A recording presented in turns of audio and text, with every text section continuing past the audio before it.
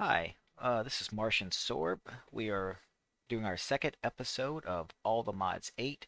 Took a small break, but there's been a lot of updates since then, and today we're going to work on a few different mods. We're going to show you guys integrated dynamics, mechanism, and mob grinding utils.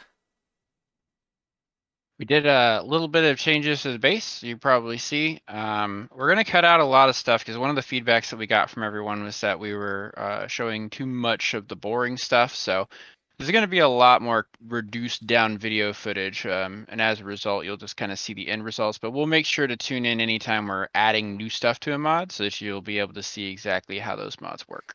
So we just stumbled upon a roguelike dungeon, and we're going to check it out. Usually these have a lot of good items in it. Where the chest, they do get it rather difficult as you get to the bottom levels, but it's really good to have in early game.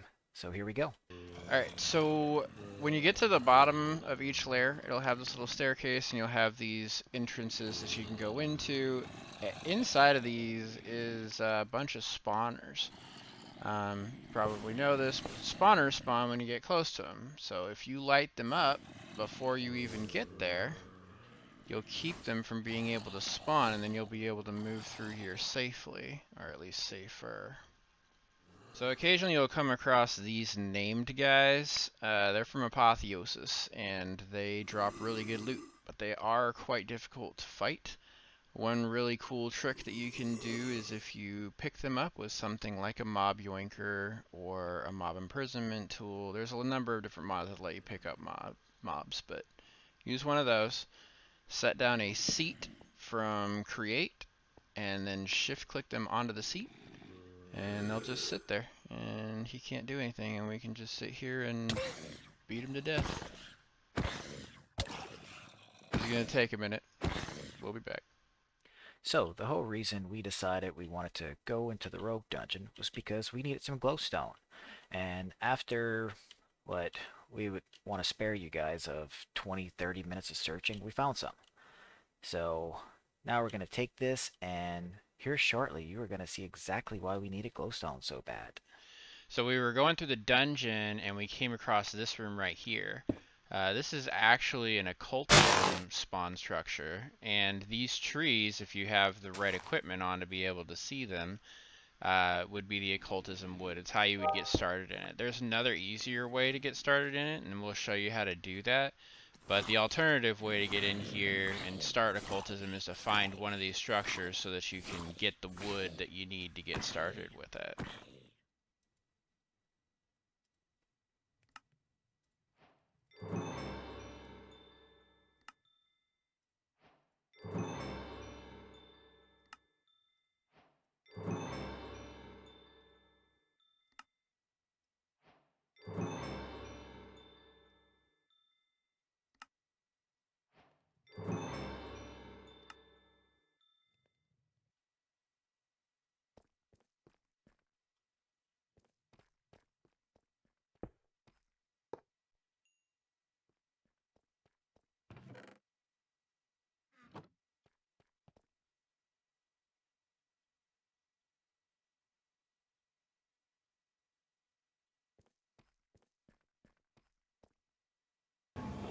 Oh, I need to face it the other way though.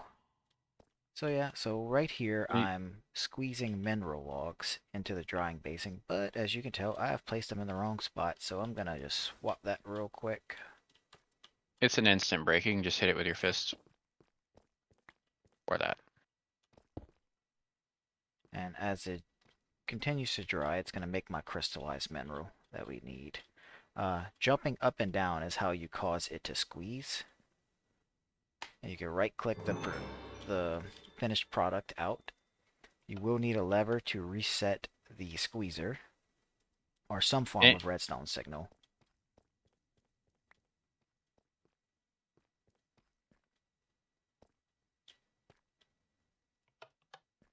and this is all integrated dynamics. That stuff that y'all saw him crafting at the beginning is what you need is the foundation, a squeezer and a drying basin. Those are the two things that are the staple of this mod. Once we have enough of this mineral stuff, then we'll be able to actually make what it is that we're trying to make. We mentioned it briefly in our last episode, but the goal here is to get a virtual storage system that's connected to these chests so that we can search for items and do auto crafting a little easier.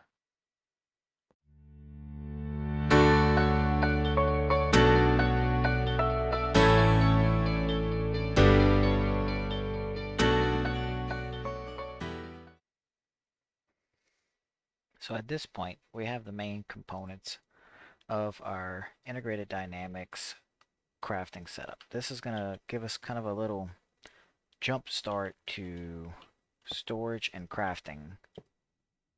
So the thing I'm doing right now, I'm placing item interfaces on each of these chests, and that's going to allow me to connect to the items that are inside. The next thing you would want to do is place the logic cables across the chest, and that's what ties them all together to the storage terminal. Now I will add more logic cables, but as you see, when I click on the storage terminal, I can now see all the items that are stored inside, or I can go to crafting mode and from JEI pick something to craft. So let's see, let's do a piston. So right here I can just go and select the piston and craft. This is the most basic entry level of, I guess, integrated storage crafting you could use.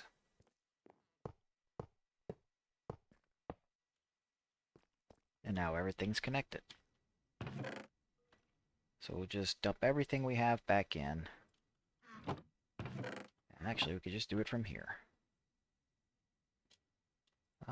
It's acting a little finicky. You cannot hold down shift. You actually have to do one at a time for these.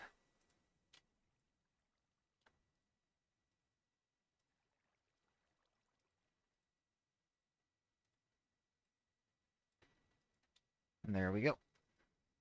All of our items on one screen. So we're going to start getting a little bit of power before we get into the mob grinding utils for the mob farm. One way that I like to do this is I'll set up this little kind of structure so that the lava can flow over the heat generator. The more places it touches, the better the power gets. So if I place that there and then put some lava against this block right here, that'll flow down, and since it doesn't have a spot underneath of it, it flows underneath of it, so it's touching the top, left, right, back, and bottom. And you'll see that that makes it generate at only 20. That's not correct. That should be 30. Hold on. Must have done something wrong. Yep, because I didn't remove the block below it. That is important. Try that again.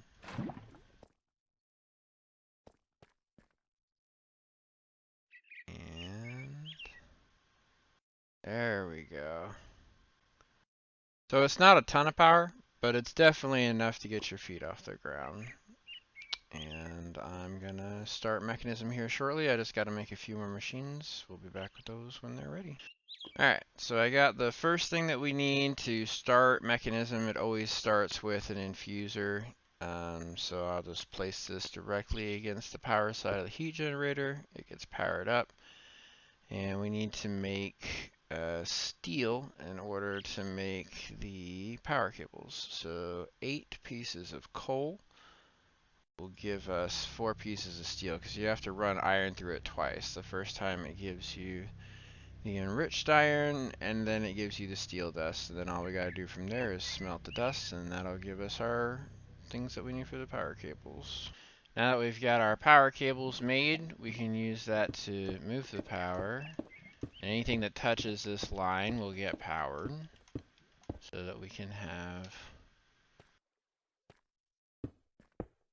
lots of different machines connected. Like that. So one other machine that's pretty useful is from iron furnaces. These go up in tier all the way up to unobtainium in this pack. And they get faster and faster and smelt more and more items as they get upgraded. Right now, emerald is what we can afford, but you can throw a factory augment inside of it just by right-clicking it, and the recipe for it is this right here: piston, paper, some wood, and then you right-click it, and it'll start filling up with energy. It does use quite a bit of energy. This is not going to be able to supply it for long, but as long as we're limited in how much we smelt at a time, it'll be fine until we can get our power a little bit stronger. Iron into alloys. So if I type in alloy, see the infused alloy, it takes 10 millibuckets of redstone. Well, one redstone is 10 millibuckets, but if you enrich it first, then this enriched redstone that comes out is worth 80 millibuckets. So it's just times 8. So instead of just 10, we get 80, which you'll see when we put this in here. That number says 80 millibuckets, so it'll be able to process all 8 of those. It'll just save you in the long run so that you're not wasting all of your materials. So a lot of people know that you can craft these universal cables to get the higher tier ones. Just be 8 of those cables surrounded by an infused alloy. But you can also just right click the alloys onto them, like that, and then it upgrades them. Just make sure that you've got them in intervals of 8 when you add them, because if you do it to just a single cable, it'll upgrade that cable, but you won't get as good of a return. You want to get all 8 used, so just like you would in the craft. So I just crafted a storage controller, linking to, and configuration to from Functional Storage, and pre-crafted a few of these oak drawers as you see sitting here.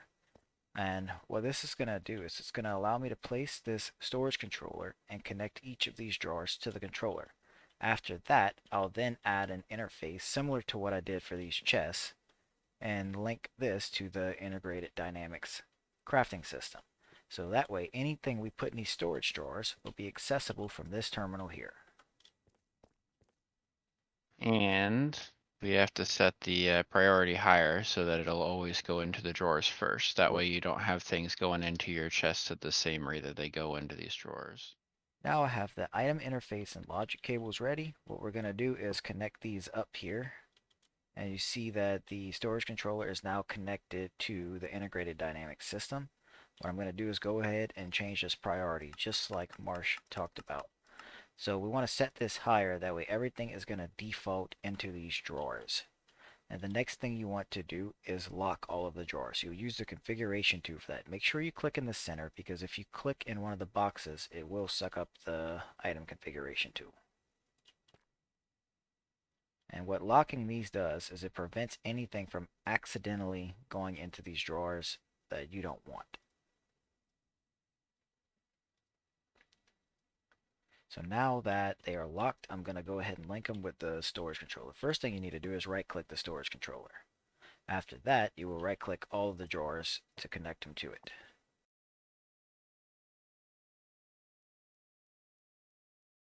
So now that everything's linked, we should be able to see this 1.3 thousand dirt. And we sure can. And that's pretty much it for that piece of functional storage. We're going to show a little more later on, but this is all we have for now. Alright, now that we've got a little bit of power going, we're able to make these wind generators here, which is just using some infused alloys, basic control circuits, which we actually got from rewards from the quest line, but the way you make these is the same as you make the alloys. You just put your enriched redstone in with the osmium that you get from mining, and that'll give you the control circuits. And this wind generator, while it's still not fantastic power, it does generate 46.86, which, you know, compared to the almost 30 from the heat generator is already a little bit stronger. And since we've got this going, we can mass produce these to give us some early game power until we upgrade to something better. Okay, so now that we have our drawer system set up, one of the first things we're going to want to do is add some upgrades to it. It does take a good bit of resources, and I'll show you guys kind of what that takes so you have an idea. But it's pretty hefty. You know, blocks of copper, blocks of gold, blocks of diamond, so forth. So we were only able to make a small handful currently, and I'm going to add these to some of our drawers so we can start getting items in here. And in addition to crafting a few of those, I also crafted these compacting drawers. And these are very useful because they will break down the ingots into their nugget form and their block form. So when you need nuggets like iron and gold, which is common, you can put the nuggets in and you'll have all three of these options available from the compacting drawer. And it doesn't like it doesn't make so you got 7 iron blocks and 67 ingots and 607 nuggets. So you don't have 7, 67, and 607. You have 607 nuggets. If you pull out a block of iron, you see that nugget drop down significantly because it took out a block's worth of those nuggets. So don't be confused into thinking you got more resources than you really do. It's just letting you pull it out in whichever form you want, but it's going to take out the amount that it needs to craft that. So earlier, we used a squeezer and drying basin from Integrated Dynamics to make our crystallized mineral, so we could craft the entire storage system we see here. Now, what we're going to do is we're going to upgrade these since we have power. So the squeezer and drying basin become mechanical versions of that, which use power, don't need to be manually jumped on, and have a better yield. So let's get that started real quick.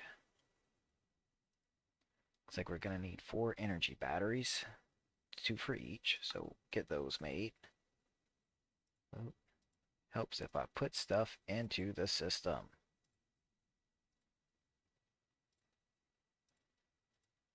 Now what? We're going to do that the proper way. There. And that would make 4. Now that we have 4 of those, we can go ahead and upgrade our squeezer. And we'll upgrade our drying basin. Now we'll drop those onto the power line and give an example of how that increases their yield. Let's see what we'll do. We could use some sugar cane to get some sugar. Great example. Not gonna do too many because our power is still kind of low. Let's see, how much does 16 sugar cane give us if we process this manually? That would give us 1 to 1. In the squeezer, let's see how many 16 will give us. It's like 1 gave us 6. 12. That is a huge difference, folks. Looks like it's ranging between 4 and 6. Mostly it's good for the actual integrated dynamics logs though. So grab some mineral logs. To actually have some of those on me.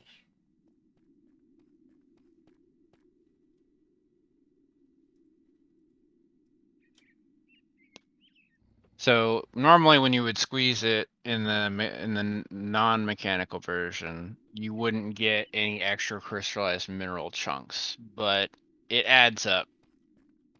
You do have to tell the tank to auto eject. There's a little button on the right there that you click on, and that'll push it over into the other system and automatically dry it. Another cool thing about these mineral chunks is that you can throw them into a compacting drawer, and then you'll have it available in both forms, and it'll save space because you do usually have quite a few of those on hand. Alright, so now we've got a precision sawmill. These do give you better returns on wood, but the main reason that I'm doing it right now is because I want that sawdust. Because we can make a cardboard box. This is a mechanism thing, and it can pick up blocks that you wouldn't normally be able to pick up, like spawners. Apotheosis lets us pick up spawners with Silk Touch, but we don't have Silk Touch yet, and we need Blaze Rods, so that's going to be one of the first things we farm in our mob farm. We've already got our mob masher and a couple looting upgrades, so these max out at 10, so we'll make a couple more of those. And if you want to get guaranteed sawdust, you can throw in sticks. I was hoping to get lucky there, but I did not. So I'm going to cut this down into sticks. And you'll see that these are all going to give us sawdust, so we'll be able to get our cardboard box.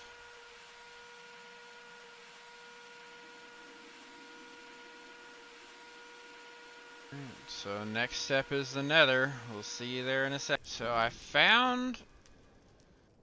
Well, this is new to me. This isn't really what I thought it was. But I might be able to find some place structures here. That's. It looks like instead of a nether dungeon, that is referred to as a nether city.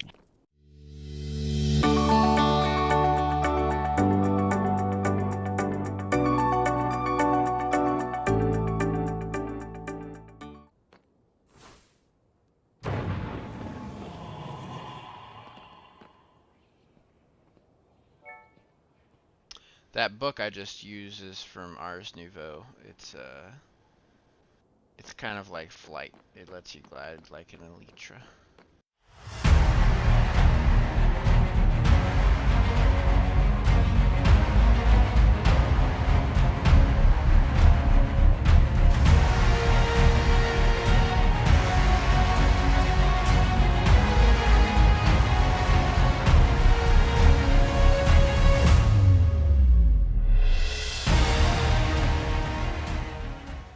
Oh, there will be one there though.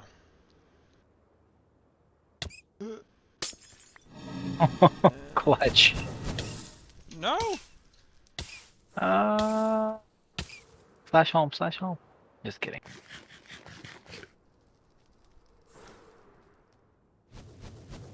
Better stop bullying me.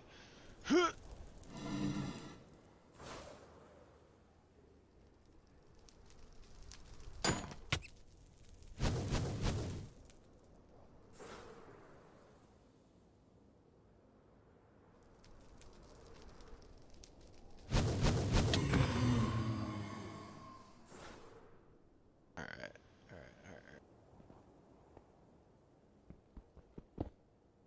Oh, so the reason I knew that there was a spawner here is because it had that blaze lantern just like there's one over there. There's always a blaze spawner underneath of the blaze lanterns. I'm actually not sure which mod puts that there. I think it's Oh the Biomes Will Go. But if you see that and you can't find a fortress, that's another way to find a blaze spawner.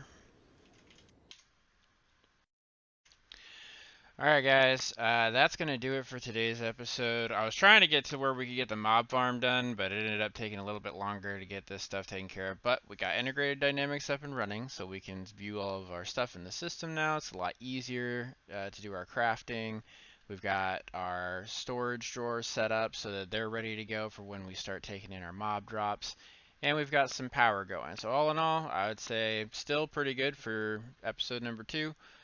Next time we'll come back to the mob farm. We'll show you some neat tricks to move those items into the system and filter them at the same time so that you can, you know, fit everything that you want to keep and not worry about all the stuff that you're not really interested Thanks, guys. So, see you next time. in. Bye. Bye.